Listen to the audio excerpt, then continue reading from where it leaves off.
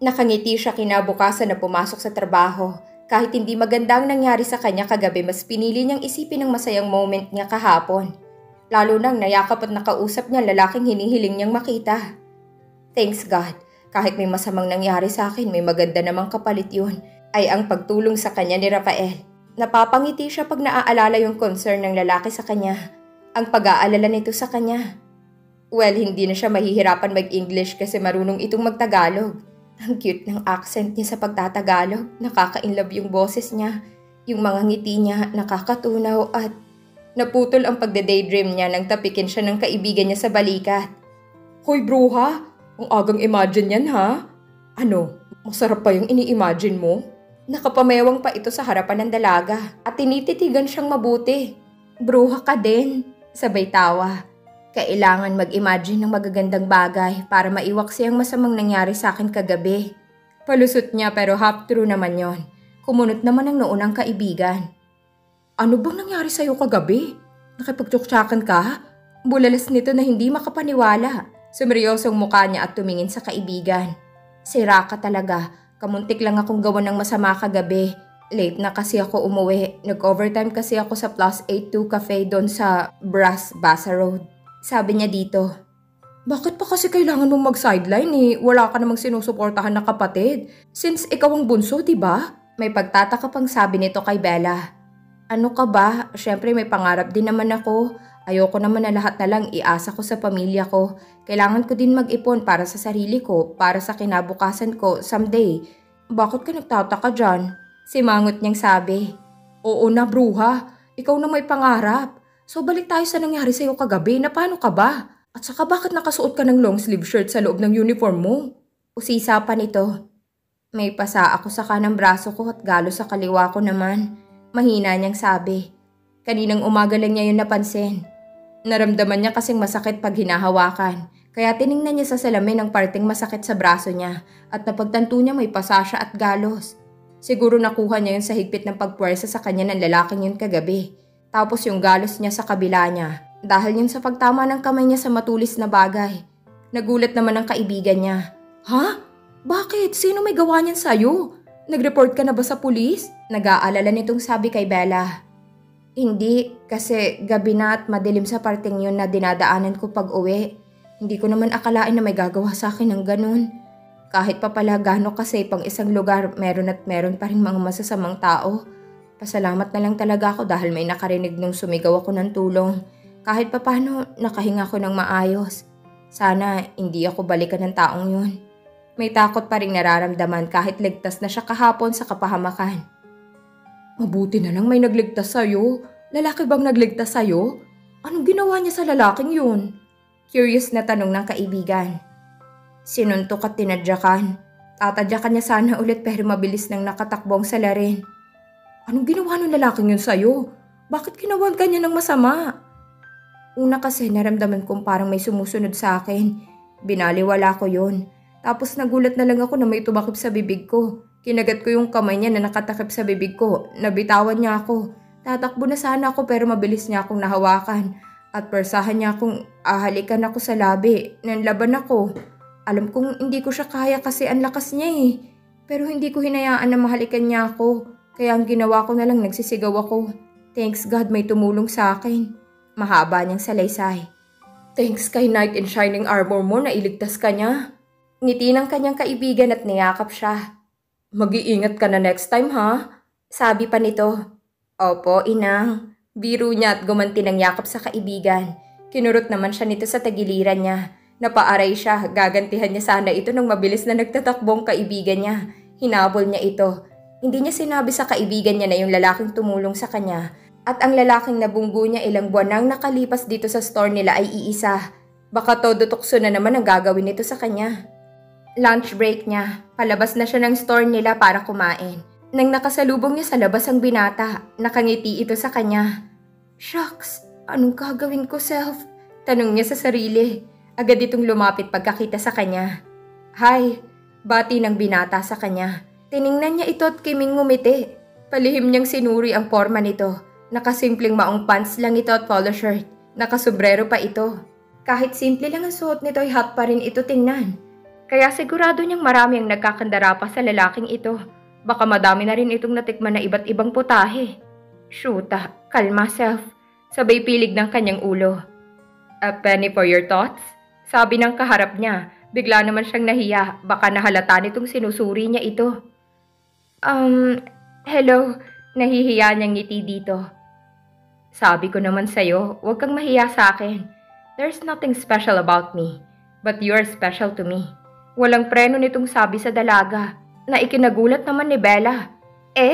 Maikli niyang sagot. Natawa naman ng binata. Where are you going? Tanong pa nito sa dalaga. Alam niyang nahihiya ito sa kanya. Kakain. Lunch break ko. Kumain ka na? Tara na kung hindi ka pa kumain. Aya niya sa binata. Libre mo ba ako? Biro niya sa dalaga. Napatingin ang dalaga sa kanya. Naku, wala pa akong sahod ngayon. Saka ka na magpalibre.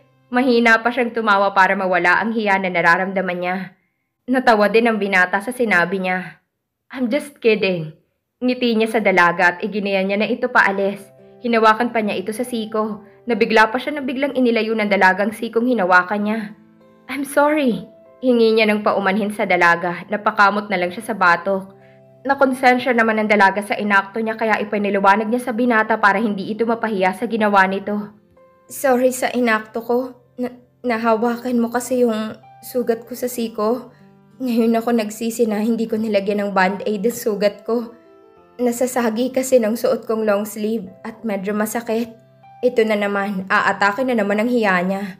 No choice din siya para hindi mapahiya ito. Actually, gusto ko naman na hawakan niya ako. O di ba malandi lang ang bruha? Hirit naman ang isip niya. Bakit may sugat ka dyan sa siko mo? Anong nangyari dyan? May pag-aalalang tanong nito sa dalaga. Yung sa kagabi, hindi ko naramdaman dahil na rin siguro sa kaba at takot ko na naramdaman. Kaya hindi ko napansin na may sugat na pala akong natamo. Kaninang umaga ko lang napansin ang maramdaman kong masakit pag nahahawakan ko. Mahaba niyang sabi dito. Nakita niya itong napatiing bagang. Alam niyang galit din ito sa bastos na lalaking yon. Na-appreciate niyang nakikitang concern na ipinapakita nito sa kanya. Nakakataba ng puso. Nagulat siya nang ipasok siya sa isang restaurant na nadaanan nila. Let's go. We can eat here. Wala na siyang nagawa nang hilain siya sa bakanting lamesa sa loob ng restaurant. Agad namang may lumapit na waitress. Inayaan niyang si Rafael na lang ang mag-order. Siya naman ang naghihila sa kanya dito. Napangiti siya bigla. Nagulat pa siya nang marinig niyang nagsalita ng Chinese ang binata. Hindi niya maintindihan ang sinasabi ng binata. Natural kasi nga Chinese, boba. Kutsa ng isip niya sa kanya. Pero nakakatawa ang astig niya magsalita ng lengguwahe nilang Chinese. Nakakabilib lang kasi ang dami nitong alam na iba't ibang lengguwahe. Sana lahat matalino. Habang hinihintay nila yung order, may lumapit na isang waitress at may inabot sa binata. Nagpasalamat naman ang binata sa waitress. Tumayo ito at lumapit sa dalaga. Napagtanto niyang isa yung box ng band-aids. Parang hinaplos naman ang puso niya sa pag-care sa kanya ng binata. Kinikilig siya. Straight your hand, please. Sabi nito. Wala naman sa sariling inunat niya sa harapan nito ang kamay niya. Kinuha naman ng binata ang kamay niya at pinatong sa lamesa. Nakamasid lang din siya sa gagawin ng binata. Inilihis nitong suot niyang long sleeve shirt. Hindi naman ito masikip at stretchable naman, kaya hindi siya nahirapan na itaas ito. May pag-iingat pa nga para hindi masagi ang sugat niya. Gusto niyang matawa sa kaseryosohan ng mukha nito sa pag-i-inspeksyon sa sugat niya. Anong nilagay mo dito sa sugat mo? Tanong nito sa dalaga habang nakatingin sa sugat niya. May hindi naman kalakihan na sugat at mga gasgas na din. Hindi niya alam kung paano siya nagkaroon ng mga gasgas sa siko. Siguro nakuha niya yun sa mga tuyong mga kahoy na hindi tinatanggal na nakahalo sa mga buhay na halaman. Tuon niya siguro nakuha nang nanlaban siya kagabi. Nilagyan ko lang ng baby oil kaninang umaga, mahapdi kasi pag alcohol ang ilagay ko. Napakagat siya ng ibabang labi niya nang makitang kumunot ang noo nito, kaya agad siyang nagsalita. Okay lang naman kahit baby oil ang ilagay kasi hindi naman yan gaano malaking sugat. Safe pa rin naman kung oil ang ilagay. Paliwanag pa niya. Hindi na sumagot ang binata. Natapos na rin niyang lagyan ng band-aids at inayos ng nakalihis niyang damit. Bumalik na din ito sa upuan niya pagkatapos nitong lagyan ng band-aids ang sugat niya sa siko. Nagpasalamat naman siya sa binata. Tumingin sa kanyang binata. Iyan lang ba ang natamo mo? Wala na bang ibang galo sa katawan mo? Concerned pa nitong tanong sa kanya. Nag-alangan pa siyang sabihin na may pasa pa siya sa kabilang kamay niya, pero sa bandang huli sinabi pa rin niya dito. May pasa pa ako sa braso. Siguro yung higpit ng hawak ng lalaki sa akin kagabi kaya nagkapasa ako. Madilim na anyo nito na tumingin sa katawan niya, particular sa bandang braso niya. Don't worry, na-report ko na sa pulis kanina bago ako nagpunta dito. Na-explain ko na din ang buong pangyayari. Assurance ng binata sa dalaga. Maraming salamat, Rafael. Sincero niyang pasasalamat sa binata. Dumating na ang pagkain nila kaya doon na natuon ang atensyon nila pareho. Todo asikaso pa sa kanyang binata. Nalihim niyang ikinakilig. Kahit pigilan niya ito pero makulit, kaya hinayaan na lang niya. Nakakahiya pa kasi pinagtitinginan pa sila ng ibang mga kumakain. Mas lalo na kay Rafael na agaw pansin dahil sa taglay nitong kagwapuhan. Idagdag pa lakas ng dating nito. Kahit sino mapapatingin dito. Busog na busog siya dahil sa dami nitong in-order. Wala siyang nagawa ng sabihin nitong ubusin nilang mga in-order niyang pagkain. Idagdag pa niyang sinabi nito na huwag sayangin ang pagkain dahil nakakamalas daw yun. Sira ng diet ko. Bigla niyang sabi na ikinatawa ng binata. Ang payat mo na nga, nagda-diet ka pa sa lagay na yan. Much better na magpataba ka ng konti. Sabi nito at may inabot na paper bag sa kanya. Ano to? Takang tanong niya dito. Dahil hindi naman niya napansin kanina na may hawak itong paper bag. Para sa'yo. Nakalimutan kong ibigay sa'yo kanina. Nilagay ko na din yung extra band-aids dyan sa loob. Ngumiti pa ito sa kanya. Ito na naman yung kinikilig niyang puso sa pagkakangiti sa kanya ng binata. Salamat. Gumanti din siya ng ngiti dito. Hinatid pa siya nito sa pinagtatrabahuhan niya pagkatapos nilang kumain. Sinabi pa nitong susunduin siya nito mamayang uwian niya. Ayaw niya kasi nakakahiya dito. Ang kaso lang nakipagkulitan lang ito sa kanya at wala siyang panalo sa binata. Kaya pumayag na lang siya. Naku lang na lalaki ka. Kasalanan mo pag ma-inlove ako sa'yo. Bulong niya sa isip niya.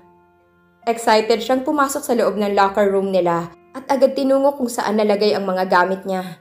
Check niya agad ang phone niya at excited niyang ini-open ito dahil baka may message si Rafael. Napangiti siya nang meron nga itong message na dalawa. Nasa labas na daw siya ng department store naghihintay. Shoota! Tinutuo nga niyang susunduin ako. Kinikilig ka, girl. Ito na naman ang isip niyang kontrabida. Pero ang puso niya kinikilig na. Bahala kayong magkontrahan na dalawa basta ako magkikita kami ni Rafael. Evil laugh. Singit ng utak niya. O diba, nabaliw ng sarili ko. Naiiling na lang siya. Oh, bruha, excited kang umuwi ha? Susunduin ka ba ng lalaking nagbigay sa'yo ng mga yan? Sabay turo sa paper bag na hawak niya. Kimi siyang ngumiti sa kaibigan niya sabay tango ng marahan. Nahihiya kasi siya. Naku, pag ikaw niloko ng impacto na yung gigilitan ko ang jumbo niya. Nalalaking mata ni Lisa na sabi sa kanya. Palibhasa, bitter. Oy, grabe ka naman. Hindi ko pa ngayon nakikita. Gigilitan mo na agad. Bulalas niya bigla. Concern lang ako, bruha. I've been there. Kaya ayaw kong matulad ka sa akin. Ingat ka, bruha. May pag-aalalang sabi ng kaibigan niya. Salamat, bruha. Una na ako. Nasa labas na kasi siya naghihintay. Humalik muna siya sa kaibigan bago nagmamadaling umalis na. Hindi na niya pinansin pang ibang katrabaho nila na mapanuring tumingin sa kanya. Paglabas nga niya, naroon ang binata nakatayo sa gilid ng hallway na malapit sa escalator. Pagkakita sa kanya agad itong lumapit habang may ngiti sa mga labi. Hi, how's your work? Bungad agad niya sa dalaga. Okay lang, nakakapagod pero no choice ako. Ngiti niya dito. Nagsimula na silang naglakad. Nang tanungin siya ng binata kung anong gusto niyang kainin. Nakakahiya na talaga sa binata. Ang hirap tumanggi lalo na't nagugustuhan naman ng puso niya ang pinapakita ng binata sa kanya. Nakakahiya na sa'yo. Bakit mo ba ginagawa ito? Wala ka na bang pinagkakaabalahan na iba? Tanong pa niya sa binata. Don't worry, tapos na ang trabaho ko bago ako nagpunta dito. At ginagawa ko to dahil gusto ko. Just tell me kung nakukulitan ka na sa akin. Para every other day na lang ako magpapakita sa'yo. Natawa ang binata sa sarili dahil sa sinabi niya sa dalaga. Hindi rin niya mapigilan na matawa sa sinabi niya. May schedule na siya agad. Hindi naman gaano, medyo makulit ka lang ng konti. Pinakita pa sa lalaki yung dalawang daliri niya kung gaano kakulit ito. Ginawa niyang big letter L yung hinlalaki at hintuturo ng daliri niya. Natawa naman ang binata sa kanya. Nahiya ka pa, ginawa mo na sanang isang dipa. Nangingiti nitong sabi sa dalaga. Okay na yan, at least may measurements kung gaano kakakulit. Natatawa niyang pakli sa binata. Pagdating nila sa basement ng parking lot ng mga sasakyan, ang luma niyang sasakyan ang gamit niya ngayon dahil ayaw niyang mailang sa kanyang dalaga. Ayaw niyang malaman ito na sobrang yaman ng family niya. Baka iwasan siya nito at hindi napapansinin. Nagsuot din siya ng simple lang para maging comfortable ang dalaga sa kanya. At para hindi mailang pag magkasama sila. Pinagbuksan niya muna ang dalaga ng pintuan ng sasakyan niya at inalalayan niya pang makaupo bago umikot sa kabilang side ng sasakyan niya at agad na din na sumakay. Hindi niya muna pinaandar ang sasakyan niya. Tinanong muna niya ulit ang dalaga kung saan ito gustong kumain. Saan mo gustong kumain, Bella? Ikaw, kung saan mo gustong kumain. Kung ako lang naman, okay na ako sa food court o hawker center. Mura lang kasi ang mga pagkain doon. Alanganin niyang sagot sa binata. Hindi niya sure kung kumakain sa ganoong lugar ang binata. Sa Somerset na lang kaya tayo kakain. Malawak naman ang kainan doon at maraming choices na pagkain. I'm sure magiging comfortable ka doon. Pwede rin na sa labas tayo kumain sa may terrace doon. Hindi nga lang magandang view. Mahabang sabi niya sa binata. Napatigil siya nang makitang nakatitig sa kanyang binata. Nailang siya bigla at napahawak siya sa mukha niya. May dumi ba ako sa mukha? Agad niyang tanong sa binata, sabay haplos sa mukha niya. Umiling lang ito at ngumiti sa kanya. Ha? Weird. Okay, kung saan mo gusto, then let's go. Ngiti niya sa dalaga at pinaandar na ang sasakyan niya. Habang patungo sila sa Somerset, hindi maiwasang magtanong ang dalaga. Rafael, you know the place, Serangonan Garden? Yeah, why? You know the place, Chuap Champ Champ?